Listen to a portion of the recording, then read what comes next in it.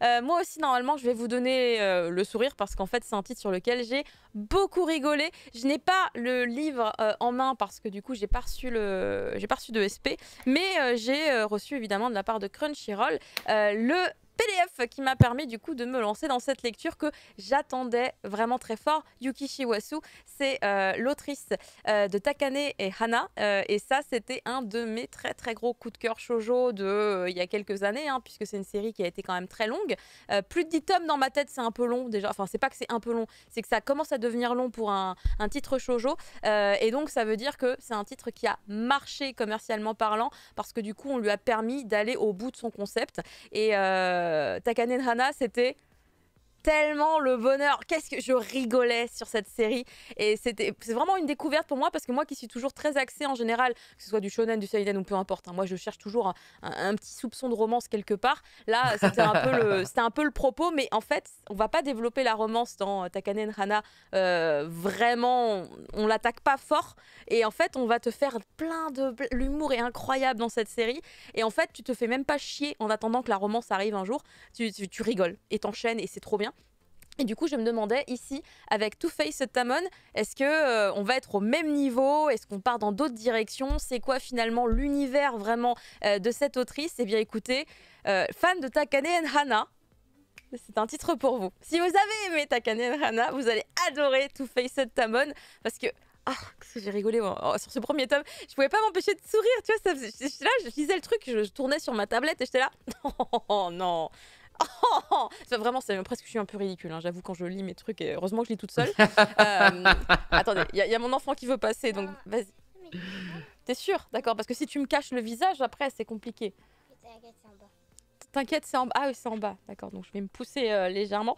En fait, dans Two Face Tamon, l'un des premiers trucs que j'avais lu dans le résumé, c'est qu'on allait avoir affaire à une lycéenne qui donc est hyper ultra fan d'un idol. Je vous rappelle que les idols, un peu comme on va dire les stars de K-pop, si c'est l'un des trucs qui vous parle le plus facilement, et ben un idol au Japon en tout cas c'est une espèce de starlette qui peut un peu tout faire, chanter, jouer la comédie, être mannequin pour du parfum, enfin voilà, plein de trucs, mais en tout cas qui va être dans une certaine tranche d'âge en général et qui va faire vraiment hurler ses fans.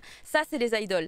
Et du coup, on va voir pas mal d'aspects de cet univers-là à travers cet ouvrage. Mais en fait, vraiment, ça va nous montrer un truc qui est paradoxalement super drôle, mais en même temps, je pense, très réel. Et peut-être prise de conscience peut-être pour plein de gens à travers ce premier volume qui vous rappelleront, qui vous fera écho à l'épisode 6 de Oshinoko qui est sorti il n'y a pas longtemps. Puisqu'on va être vraiment voilà, dans le monde des réseaux sociaux, le monde de l'entertainment, le monde vraiment qui brille au milieu de toutes ces petites paillettes. Et en fait, notre héroïne, elle est hyper fan de Tamon. Voilà, c'est une idole d'un groupe qui s'appelle Face, avec, vous savez, Face, enfin, on s'est marqué d'ailleurs à l'écran, c'est le F avec le slash ACE, voilà, okay. C'est Face. Donc je trouve le titre en anglais hyper bien pensé, bien pensé, voilà, bien structuré.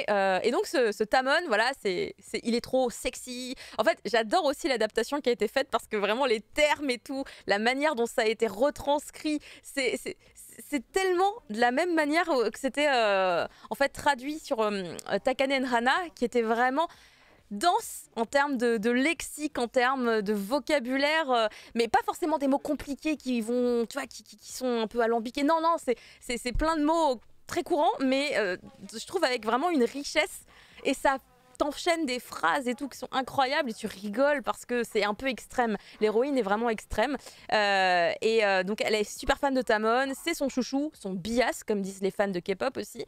Et en fait, elle ne vit que pour lui. C'est-à-dire que elle est lycéenne, elle fait un petit boulot à côté, elle est femme de ménage de temps en temps. Et toute sa thune, c'est que faire des concours pour avoir des places de concert, acheter des goodies, fabriquer des éventails, enfin bref, c'est sa vie et elle est hyper heureuse, ça lui apporte beaucoup de bonheur et il y a beaucoup de gens qui sont comme ça. Il y a des gens, voilà, c'est leur bonheur d'être fan de quelqu'un ou de plusieurs personnes et de faire des choses. Moi, je suis fan de Fumble, hein, personnellement. Ouais, c'est normal. Où est ton petit éventail I love Fumble? Vous êtes prêts? J'ai un boxeur I love Fumble. Oh, oh. I love derrière et Fumble devant. Sinon, il n'y a pas la place. Sinon, il n'y a pas la place. C'est terrible. Il sait comment ça se passe, hein, les petits éventails et tout. Quelle maîtrise ce Fumble. Il nous cache un passé secret, j'en suis sûre. Vous êtes prêts, les fans de Tulum Pays? Les fans de quoi, t'as dit quoi? De quoi? Vous êtes prêts, les fans de tous les pays? Ah, de tous les pays, j'ai compris. De Tulumpi. C'est quoi ça, Tulum. Ouais, j'avais compris Tulumpi aussi. C'est quoi le nouveau terme associé au mochi, le Tulumpi? C'est mignon, ceci dit. Ça va être gardé. De ouf. Tulum Pays. Exactement, voilà, le Tulumpi. Mais donc, je vous montre vraiment le côté très brillant et étincelant de notre héros, donc qui s'appelle Tamon. Et en fait, donc, je vous redis, hein, elle fait des petits boulots femme de ménage, ok? Un jour, elle doit remplacer quelqu'un qui est à l'hôpital. Et elle regarde le nom du client. Elle fait Tamon Fukuhara ou un truc dans le genre là. Incroyable, c'est l'homonyme de mon idol préféré. C'est phénoménal. Ce serait quand même vraiment rigolo que ce soit vraiment lui. Bah, c'est impossible. Allez, ce n'est pas possible. Elle débarque chez lui. C'est lui. Mais c'est pas lui. C'est lui, mais c'est pas lui. Alors, est-ce qu'on a les pages? Bon, on a presque les pages. On n'a pas tout à fait les pages, mais c'est juste incroyable parce que, en fait, elle tombe sur finalement vraiment le sosie de l'idole qu'elle idolâtre. Elle connaît chaque millimètre de peau de ce personnage. Enfin, elle le connaît, elle le voit sous toutes les coutures. Elle collectionne les articles et tout. Elle reconnaît le gars. Sauf que c'est une espèce de hikikomori. Mais vraiment ermite, au fin fond de sa chambre, dans le coin, dans l'angle, dans l'obscurité. Le mec, il a son sweat à capuche, il est en train de trembler. Ah, quelqu'un qui me parle. Tu fais, quoi?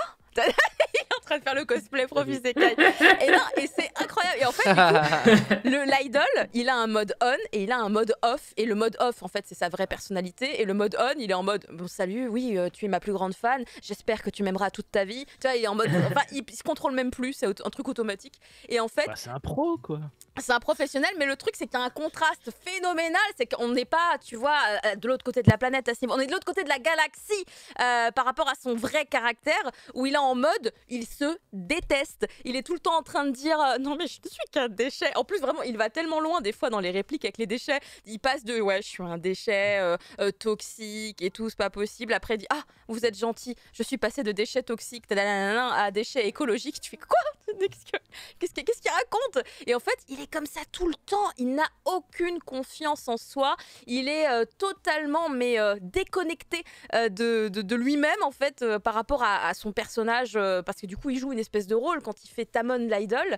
Et en fait à un moment donné, très rapidement, genre page 10, elle lui avoue, elle lui dit bah écoutez, en fait je vous ai reconnu, je sais que vous êtes Tamon du groupe Face et sachez que je vous entends depuis tout à l'heure en train de vous vraiment de vous flageller, de vous auto-flageller vous-même, et j'aimerais que vous arrêtiez en fait parce que moi je suis votre plus grande fan et du coup bah moi je vous aimerai toujours et je vous soutiendrai toujours et il faut que vous arrêtiez d'être comme ça parce que sinon je vais m'énerver. Elle commence à sortir les grands chevaux et ça c'est drôle aussi parce que du coup elle va devenir une espèce de chef, elle va devenir le mentor de son idole pour lui redonner confiance et en fait elle va l'initier à la religion qu'elle a créée elle-même, le tamonisme, parce que du coup il s'appelle Tamon, le tamonisme. Et en fait elle lui répète à chaque fois, tu sais, les mantras, elle dit Tamon est un être divin, Tamon est un être divin, Tamon est notre dieu, Tamon est notre dieu. Et tu vois, il répète lui-même alors que en fait c'est lui, tu vois. Et du coup c'est assez amusant parce qu'en fait c'est la même personne mais avec vraiment deux personnalités totalement différentes et du coup bah, il va switcher de temps en temps et il y a des moments qui sont juste à mourir de rire. Vous avez la page du milieu qui est trop drôle parce qu'en fait à un moment donné elle se rend compte que le gars il mange que des cup noodles. Elle se dit mais attends, il va mourir dénutri. Donc elle commence à lui préparer à manger aussi et elle lui fait une espèce de petit karaage et du coup elle lui apporte, tu vois, avec un espèce de petit pic, elle dit allez faut manger. Il fait non, je ne mérite pas votre nourriture, au secours. Et du coup elle commence à forcer, elle dit t'es en train de dire que Tamon va être dénutri? Elle fait non pardon, non oui. Et du coup il switch sans s'en rendre compte. Vous voyez, en fait c'est le moment où en fait il attrape le petit pic, il devient mode super beau gosse où il lèche le pic et tout en mode sexy et du coup elle explose parce qu'en fait elle est trop fan de lui et du coup dès qu'elle le voit comme ça bah en fait voilà son sang il s'accumule dans la tête et y a plus de tête. Du coup, c'est assez amusant parce que souvent, il y a du sang partout, projeté dans tous les sens, parce que toutes les fans de Tamon, dès qu'elles le voient, en fait, elles explosent parce que c'est trop, il est trop sexy, il est trop canon. Donc cet aspect qui est vraiment super amusant et hyper bien retranscrit, parce qu'en vrai, quand tu vois la personne dont tu es ultra fan et que, en fait, vraiment c'est une divinité presque pour toi, effectivement de pouvoir lui parler, ça te provoque une espèce de trop plein d'émotions. Alors si en plus il te fait le petit regard sexy et tout, c'est fini, tu vois, c'est la syncope. Donc ça c'est hyper bien marqué, mais on rigole vraiment beaucoup parce que le gars, je vous dis, il est aux antipodes de lui-même et en fait elle devient son coach moral en fait. C'est-à-dire que le manager de l'idol, à un moment donné, il dit à la fille, oui, c'est vous là qui êtes sorti faire du shopping avec mon idol et qui êtes aussi allé se balader à tel endroit et tout. Elle fait, oui, pardon, je suis désolée, elle se met à genoux et tout, pardonnez-moi, vous allez me virer de l'agence et tout.